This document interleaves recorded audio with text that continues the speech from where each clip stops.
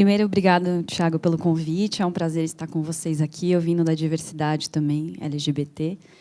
E eu acho tudo isso muito produtivo, a gente está dialogando disso de uma forma tão aberta, né? Dentro do direito, a gente sabe que somos muito fechados em comparação com o que acontece por aí. Então, essa discussão é muito interessante para a gente trocar figurinhas aqui. Bom, como criminalista, eu também não consigo deixar de falar dessa questão da seletividade penal. Antes de tudo, eu queria me colocar no reconhecimento dos meus privilégios, porque eu sou uma jovem parda, sou uma advogada criminalista parda, que, por seu reconhecimento tardio e por ser parda, teve muitos privilégios na vida. Eu estudei na USP, fui adotada por uma família que teve condição de me dar uma outra oportunidade. Não é a realidade dos nossos jovens negros, a gente sabe disso. E acho que, de tudo que a gente está fazendo aqui, me parece que o depoimento da Estela é o mais importante, porque é daí que a gente chega em algum lugar, né? Eu acho toda a discussão, como uma presidente da Comissão de Igualdade Racial, por óbvio que eu entendo a importância do debate jurídico, mas somos seres humanos e isso é muito esquecido, muitas vezes. É empatia, é empatia. Colocar uma menina dessa diante de um corpo de advogados, de um escritório, é fazer com que toque alguma coisa que eles não conhecem, porque grande parte dos erros que a gente comete nos escritórios, diferente de alguns grupos um pouco mais pé na porta, vamos dizer assim, que, né, quem convive com isso sabe do que eu estou falando, muitas vezes é desconhecimento, não é uma atitude, uma má-fé da pessoa, é desconhecimento. Então, é importante colocar as pessoas diante de outras pessoas para conversar e entender onde que se coloca. Ontem, eu acho que eu também estou um pouco mexida, porque ontem eu tive a oportunidade de estar no show do Emicida, e eu me fiz esse teste de me colocar no meio ali para ouvir aquelas letras, e eu fiquei deslumbrada.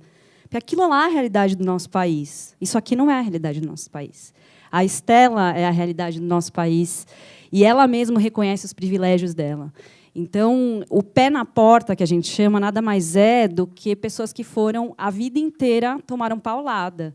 E é isso, entra no carro, o carro do senhor, eu cansei de parar na Paulista, estou andando de bicicleta, e aí vejo uma abordagem policial de jovens negros. Cansei de parar e esperar a abordagem para ver o que ia acontecer ali, porque eu sei que ele estava sendo parado por ser negro.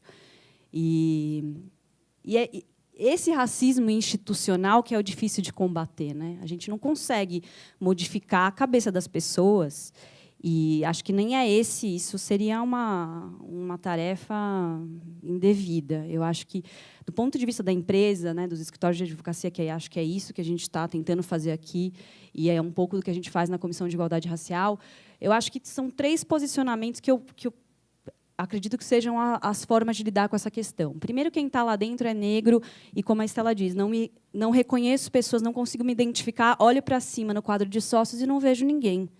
Então, pensar nessa pessoa, no sentimento dela, enquanto pessoa negra, de não se ver representada. Depois, é um posicionamento da empresa, que nada mais é do que todos os sócios que estiveram aqui dizendo, olha, a gente tem um comitê, uma comissão, um código de ética, demonstrando que a empresa não tolera. Não dá para a gente... É que nem juiz, a gente combate a motivação, não é a decisão judicial. A gente entra com recurso contra a decisão. A gente não sabe que ainda não consegue combater a crença das pessoas, né? Então, a gente combate o que vem para o mundo externo. E como combate isso? Se eventualmente houver um ato de racismo dentro do escritório, né, convidar essa pessoa. Ou até nesse ponto, eu sei que é um pouco polêmico, né, porque eu não sou da guerra, eu sou do esclarecimento. Então, eu acho que todo mundo tem a chance de reconhecer seus preconceitos. O ponto é o que a gente vai fazer com isso. Todos nós temos. E, enquanto a gente ficar fingindo que não tem, é esse o problema. A gente tem que botar para fora. E, a partir do momento que bota para fora, como vamos trabalhar isso. Aí vai da atitude de cada empresa e do posicionamento, mas, né, vou demitir ou vou chamar essa pessoa para uma sensibilização. Aí entra o terceiro enfoque, que eu acho que é importante, é a questão da sensibilização, que é a parte mais importante, porque essa, sim, é que nem numa sala de aula, acho que os professores aqui, eu tive aula com o Quiroga, então, eu acho interessante que, eu fico imaginando a posição de um professor quando fala, ele sabe que muitas pessoas não vão dar muito crédito, muita valia para o que ele está dizendo, mas se ele transformar um lá dentro, já é uma pessoa que vai sair diferente. A gente está lidando com pessoas no escritório de advocacia que tem toda uma... Né, todos nós estamos numa sociedade racista, ponto. Dentro dos nossos lugares, onde cada um está, a gente tem mais ou menos uma posição de incorporação desses racismos. Quanto mais próximo de uma posição privilegiada, mais esse racismo é arraigado dentro de nós. Então, é óbvio que, eventualmente, numa sensibilização, você não vai conseguir modificar toda uma história de uma pessoa e uma história de um país, para quem gosta de Jung, né, do inconsciente coletivo que a gente carrega. Mas eu acho que a empatia faz a gente parar para pensar. E, a partir do momento que a gente vê o outro, eu vejo as palestras da Márcia Rocha, por exemplo, eu falo, gente, eu coloco o machofóbico, desculpa a brincadeira, mas o machofóbico diante da Márcia é inevitável. Aquela pessoa parar para pensar, meu Deus, mas nossa, ela é igual a mim, né? E ela fala, não sou trans, eu sou travesti. Ela se coloca nessa posição justamente por choque de, nossa, essa pessoa é igual a mim. E, quando a gente começa com essa análise interna, é onde as grandes revoluções começam dentro das pessoas, né?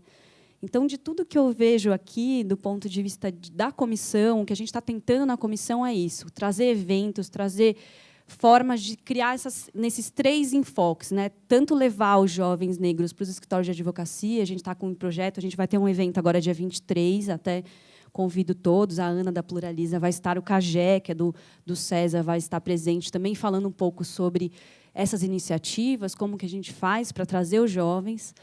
E a gente teve o cuidado de pegar 3 pessoas com esses 3 enfoques que a gente trabalha, tanto do inserir os jovens negros, quanto da sensibilização, que é o Samuel, que veio da Educafro, para quem conhece, é um menino brilhante, que tem uma atuação política bastante forte do jovem negro na política, que é outro ponto, né, que a gente tem que debater. E também essa questão da sensibilização, né, que eu acho que é isso. A Estela, ela acabou com a fala de todo mundo aqui. Não tem nem o que a gente falar mais, porque é isso que a gente precisa ouvir.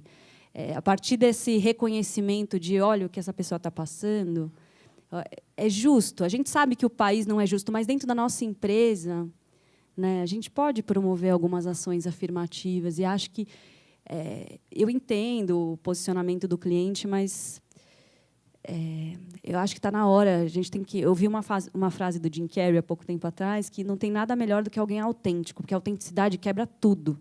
Né? Uma pessoa que está com as máscaras postas, na hora que ela vê alguém autêntico, ela fica um pouco assustada. Né? E assim, a gente tem que tomar partido. Né?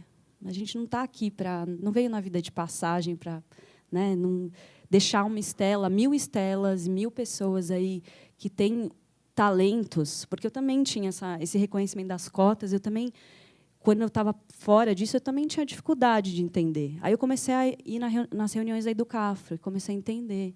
Porque eu falava, meritocracia. Meritocracia a partir da onde? Porque meritocracia, eu lá atrás, não sei se vocês já viram essa dinâmica, mas a gente coloca uma cesta de lixo no meio, né, uma dinâmica muito comum quando vai falar de diversidade. Coloca uma cesta de lixo no meio de uma sala, coloca um sujeito do lado da cesta de lixo e um lá na ponta, e fala, joga o papel, vamos ver quem acerta. Essa é a meritocracia que a gente tem no Brasil. A gente parte de lugares diferentes e quer que as pessoas cheguem no mesmo lugar. É impossível. Então, dentro dos escritórios, a gente tem o dever de fazer isso. O dever, o custo, não digo que é um esforço tremendo, porque é isso, a gente vai esbarrar nessas questões. Não tem inglês, tá? Mas o ponto a gente vai parar nesse primeiro, porque não tem inglês. É o que a gente está tentando fazer na Comissão de Igualdade Racial lá da OAB Pinheiros.